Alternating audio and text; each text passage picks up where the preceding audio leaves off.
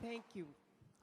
And thank you all for being here. This is just an incredible room. Look at you all. I can't begin to thank you enough for being here to celebrate President Clinton and Shirley Ryan with us. And thank you, Rob. Thank you, Rob, for that wonderful introduction. This is our 35th anniversary, and I can remember back when Access Living first thought about having a gala, there were about 45 people who came to our very first one out at the Arlington Park racetrack, and look where we are now. Each year, Access Living presents our Lead On Award to individuals who have significantly contributed to advancing the principles of the Americans with Disabilities Act: inclusion, independence, and empowerment. The award is named in honor of my dear friend, the late Justin Dart Jr., known as the father of the ADA, who was beloved by the disability community and who ended every speech by saying, "Colleagues, together we have overcome, together we shall overcome. Lead on." There is no one more deserving of the Lead On Award than President William Jefferson Clinton. As a trusted friend and advisor to President Clinton, Justin would be so honored to know that the President is receiving the award that carries his name. In fact, before he passed away, Justin said, "Mr. President, we, the people with disabilities, our families, and our advocates, thank you for your historic contributions to the quality of our lives and to our democracy. You have dramatically advanced the empowerment of people with disabilities, creating a model that the future will not be able to ignore." This afternoon, I spoke to Justin's widow, Yoshiko Dart, and she asked me to extend her deepest love and honor to you, President Clinton. She wishes she could be here and wants you to know that this is a proud moment for her, and she knows that it would be so for Justin as well. President Clinton understands that disability rights are civil rights.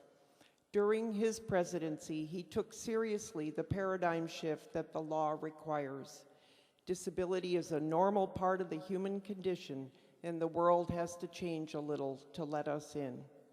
He knew that the promise of this great law would only be fulfilled with vigorous enforcement and policy reform throughout his administration, and he had an intuitive grasp of the disability community's slogan, "Nothing about us without us." As a result, he appointed an unprecedented number of people with disabilities throughout his administration.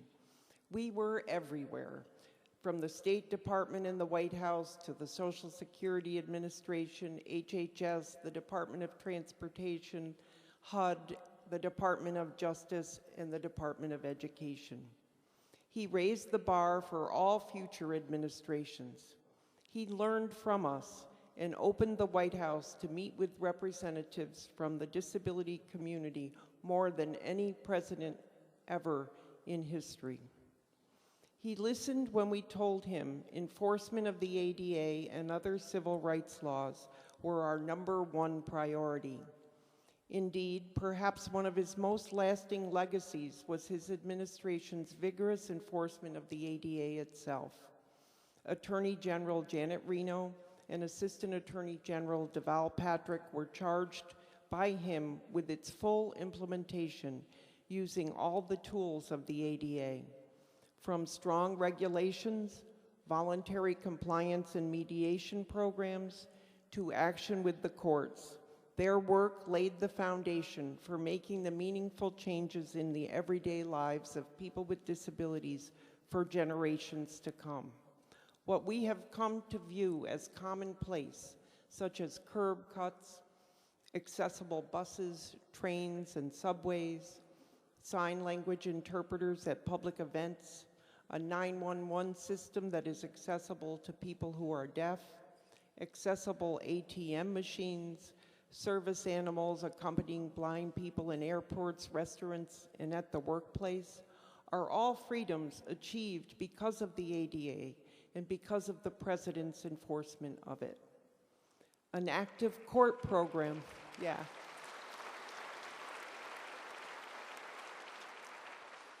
An active court program ensured that the ADA was interpreted expansively, defending the constitutionality of the ADA and seeking broad interpretations of its provisions to ensure, for example, that people with HIV are covered by the ADA and that people with the disabilities have a right to live in the community rather than in institutions. Make no mistake, these things did not just happen because the law was on the books. They happened because of the President's leadership and vision for an America that provided real equality and opportunity for all. That vision caused President Clinton to go well beyond the ADA in implementing policy reform and innovations throughout federal government. He expanded educational opportunities for children and youth with disabilities by strengthening the Individuals with Disabilities Education Act and opposing weakening amendments that would have excluded thousands of students. He preserved Social Security and made important changes to the SSDI program to remove some of the work disincentives. He expanded the availability of accessibility of technology and authored many initiatives to make healthcare more accessible and responsive to the needs of people with disabilities, including the initial pilot program to get people out of institutions by investing in community-based services. His work paved the way to the historic Olmstead Supreme Court decision, which is finally being implemented here in Illinois. And most importantly, the President understood that real equality requires fair participation in the workplace. Through numerous initiatives, executive orders, budget allocations, and enforcement actions, he tackled head-on the unconscionable unemployment of people with disabilities, committing to hiring 100,000 workers in the federal government. While that work is far from over and is the subject of our ADA 25 legacy projects, President Clinton understood that to make all of these changes, especially in the area of employment, it would take a village. Thank you, Hillary. And all of us working together to make this a common goal. I had the great privilege of working as the chair of the National Council of Disability under President Clinton, and I can't tell you how honored I was to serve in that capacity. So please, would you all join me as I present the Lead-On Award to President William Jefferson Clinton. Thank you.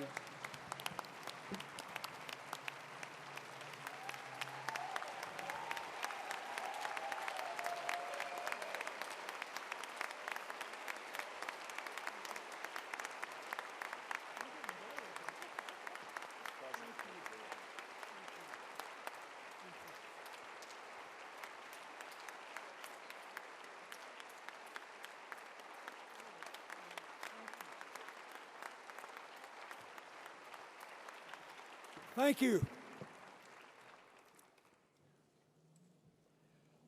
Well, first, I want to thank Marca for the award, for her leadership of Access Living, for her stunning leadership of the National Council on Disabilities during my presidency, and for proving here with that introduction the enduring truth of Clinton's third law of politics, which is whenever possible, be introduced by someone you have appointed to a good job.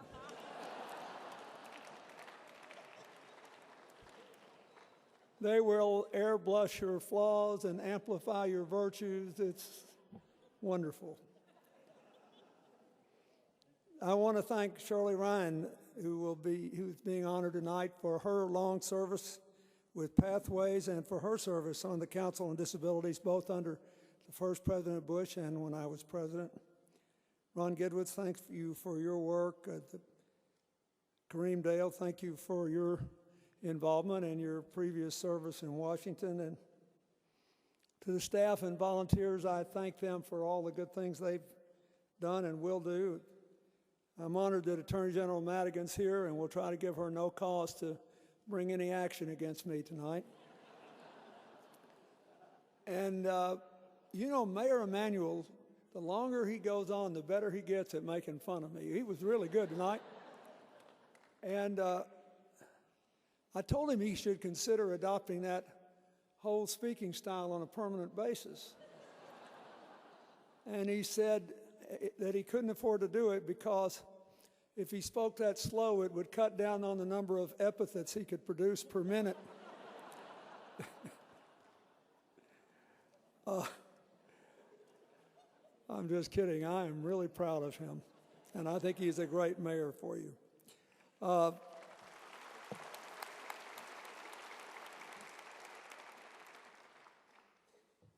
We have talked a lot about already about why you decided to give me this award. I am profoundly honored. I loved Justin Dart. And I'm still in regular contact with Yoshiko, and I miss him all the time.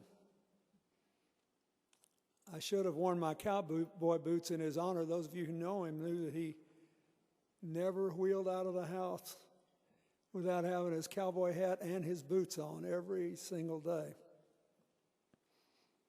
I learned a lot from him, and he was the embodiment of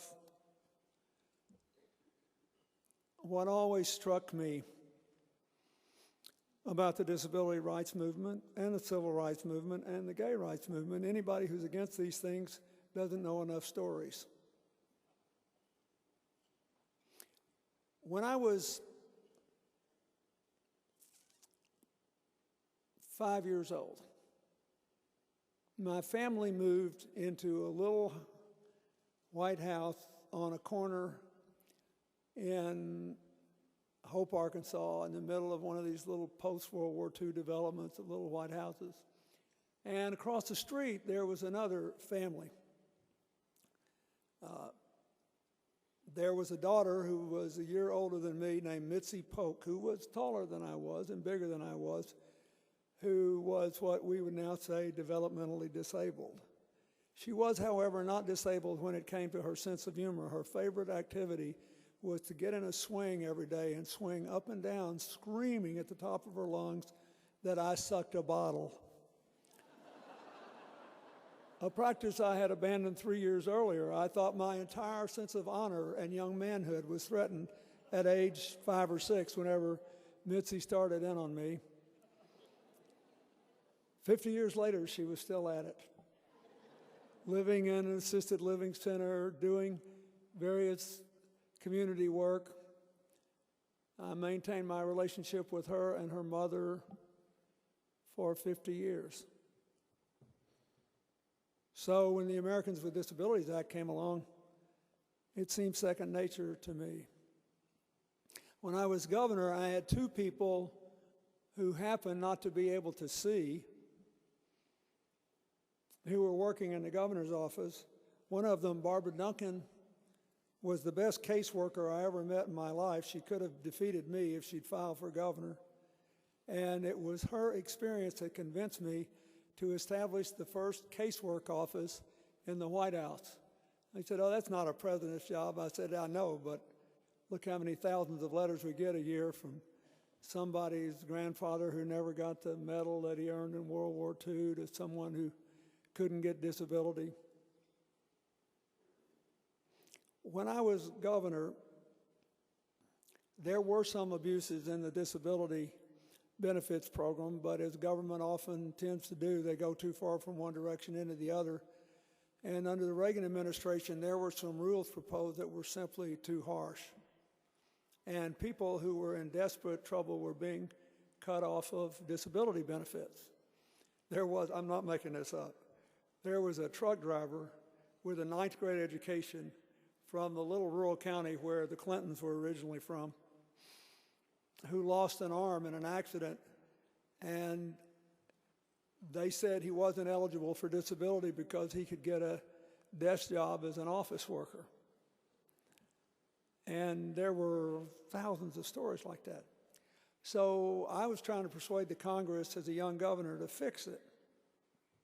And we had to pass this resolution through the governor's conference, and coming at the end, you had to have 75% of the committee and 75% of the governors, which meant it had to be bipartisan.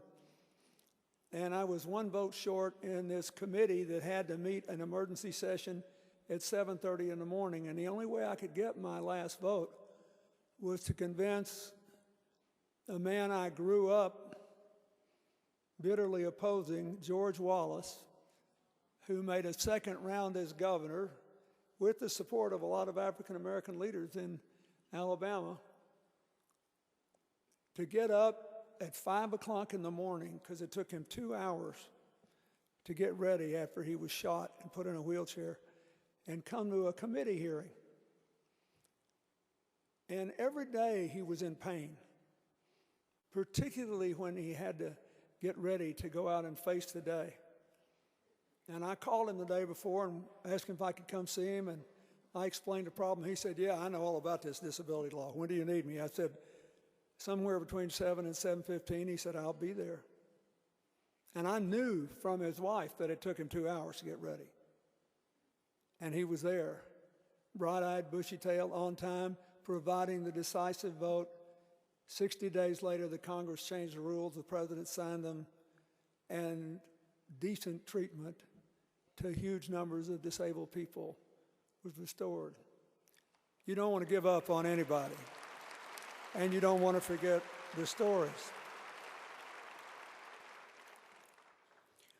When I ran for governor, New Hampshire has 10 counties.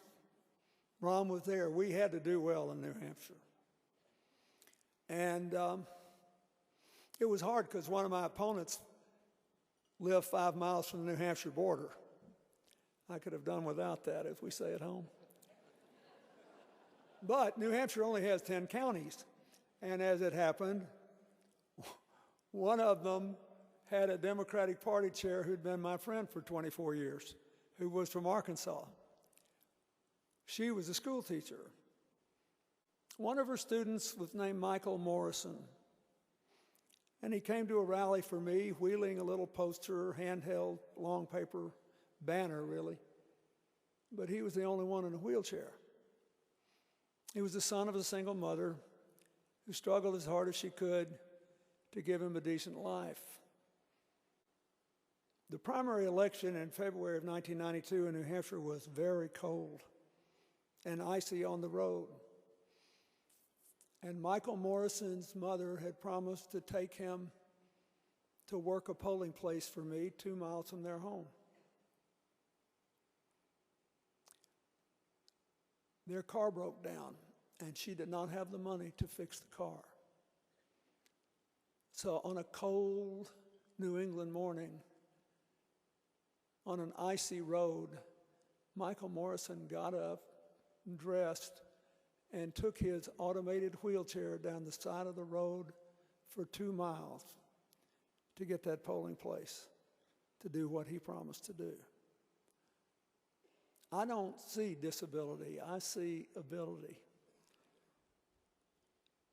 Still now, 23 years later, you would be shocked at the number of mornings I wake up and think about that boy with his mother with tears in her eyes, so proud of him, motoring down the side of a state highway, hoping to God nobody hit him in a sliding vehicle. The disability community waited a long time for the Americans with Disabilities Act, and we had the honor of trying to implement a lot of it. Your great champion, Tom Harkin, has just left the Senate, one of the finest men I ever knew and one of the ablest public servants. Marca, Tony Coelho, Justin Dart, there were lots of people there pushing in the right direction. And President George H.W. Bush deserves credit. He had his heart in it when he signed that law. He believed in it. And he was always proud of it. And so we had the honor of trying to implement it, figure out what it meant, what it covered. We had to go to court to get people with AIDS covered, you remember? Or HIV. We had to go to court to get people with mental disabilities covered. And then we passed that Ticket to Work bill, which I was especially proud of because I kept thinking, why didn't we always cover disabled workers with Medicare and Medicaid? If you took a part-time job and you made $20,000 and you had a $100,000 a year Medicaid bill, once you made the 20 grand, at least you were kicking something in to the tax coffers, which you weren't doing otherwise. This whole thing was crazy that we never did it before. But I think over the long run, that bill may have had more impact than anything else we did for people with disabilities, just by simply saying you can go to work without being sick, that you're going to lose your health care coverage.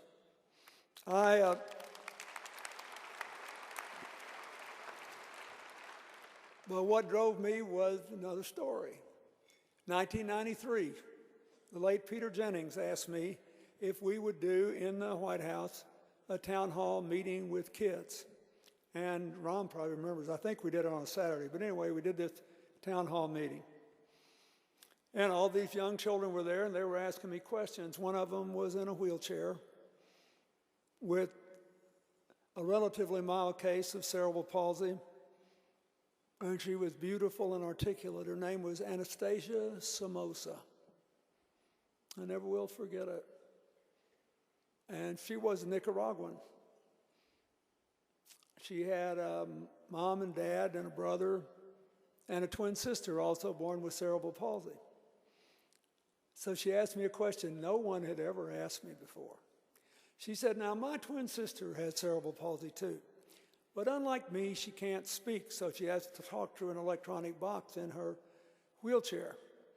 And her movements aren't quite as good as mine, but her brain is, and the law says she should be able to go to public schools. So I have a specific question. Will you get my sister into public school with me? It's one of those moments which happens to you. What do you expect me to do? I'm just the president, right? I hadn't a clue. Eventually we did. And Anastasia and Alba Somoza graduated from high school. And both went to college. Alba, though she couldn't speak and could barely move, became an artist with computer-generated work that is fascinating to me. And you might be voting for Anastasia someday. I'll never forget it.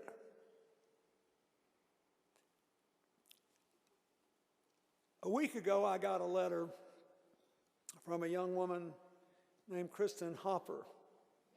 I met her 19 years ago when she was part of the signing of the Kennedy-Kassebaum bill. You know, it said if you could change jobs and keep your health insurance from job to job. And she had what is commonly known as brittle bone disease. She was one of 3 children that have affected my life with brittle bone disease. One of whom I didn't know. I'll explain to you in a minute at the time. One was a young woman from Wisconsin named Breon Schwantes. When we had the 500-year flood in 1994, you remember that, in the Mississippi River? And all these towns flooded out up and down the river. I went to Davenport, Iowa, and there was this little girl with clearly with brittle bone disease, and clearly having had a lot of breaks already. going up and down, serving food and drinks to people who were sacking these huge, heavy sandbags, clearly putting herself at risk. So I said, "What's your name?" She told me. I said, "Where are you from?" I said, "Wisconsin." I said, "How'd you get down here?" "How old are you?" 12. "How'd you get down here?" She said, "My dad brought me." I saw him. I said, "Are you comfortable with her being here?" He said, "No, but I've had to get used to it. My daughter wants to live her life." And she said our neighbors were in trouble, and we had to be there. So I kept in touch with her. She went to American University, then went home to the University of Wisconsin and graduated.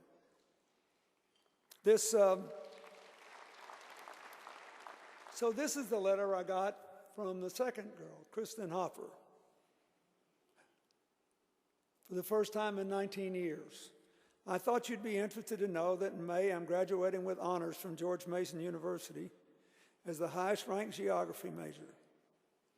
I'm getting a cord to wear for having served as a student senator and vice president of the junior and senior class councils. I've been inducted into Phi Beta Kappa. This shows that people with disabilities can succeed if given the right opportunities. The even bigger news is that I've been accepted into George Mason Law School with a scholarship that covers most of my tuition." And along the way, by the way, she also wrote a book about George Washington and his role in westward expansion. 19 years ago, what would have happened to that child if she had just been seen as disabled instead of powerful? Why am I telling you this? Because of the third disabled child. I met, or if literally speaking, I didn't meet her, in 1998 in a little village on the Li River in a remote part of China. Her name was Xiaochun Li. She too was 12 years old. She was less than 3 feet tall. And the village elders in her little village, when it was announced that the President of the United States was taking a boat trip, and Hillary and I were there, and we took this boat trip down the Li River. It's one of the most beautiful things I've ever seen. I said, "We want to stop at a village, and we want to go in and see somebody, go in their homes." They picked him, her father and mother, only they had a little tiny upstairs with a tiny bedroom, only if they promised to put their child upstairs in the bed while I was in their house. So I was dumb me, man. I was having a time of my life. I went in there, Hillary went in there, we had a great time, talked to the parents, left, we're none the wiser. A couple of years ago, I got a letter from a remarkable lady who's a college professor in Minnesota telling me that this young woman was so spurred by being shunned by her village that she decided not to live as a victim, that she became a disability rights advocate in China, had gotten herself through college, had gotten herself married.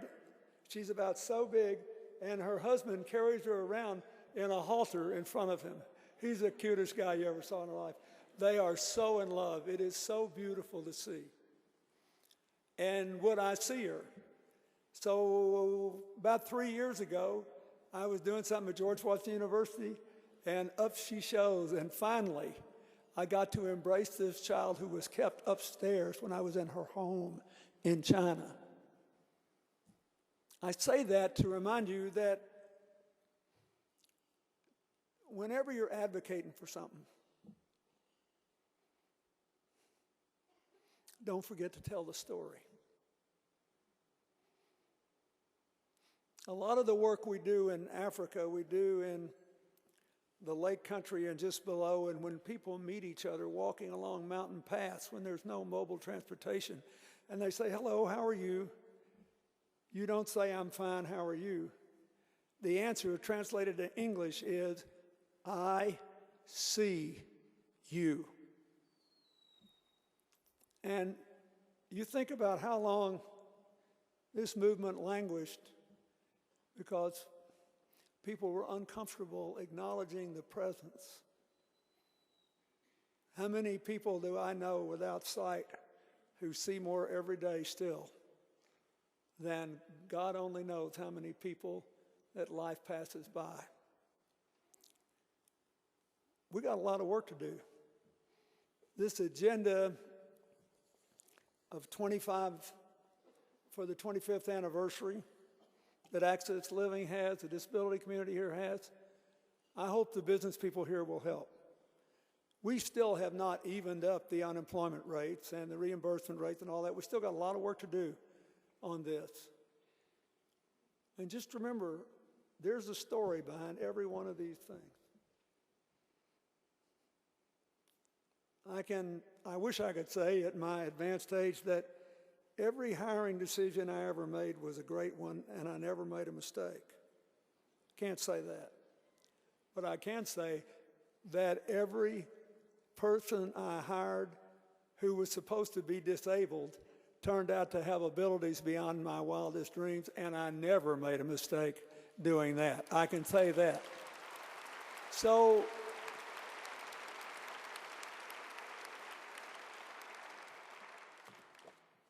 if you want to honor the 25th anniversary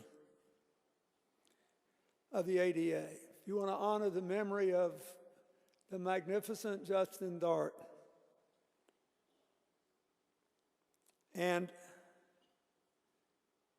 if you want to honor the efforts you have already made, keep going, because there's still a lot of stories that can be even better. God bless you. Thank you.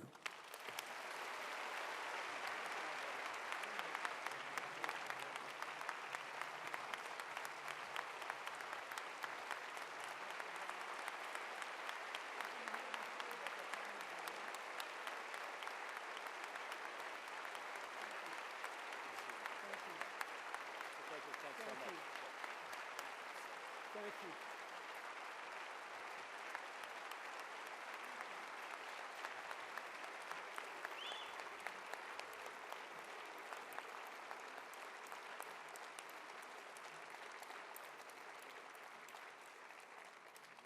Thank you, Mr. President, for being here, for those great words as always, and it's wonderful to have you here in Chicago.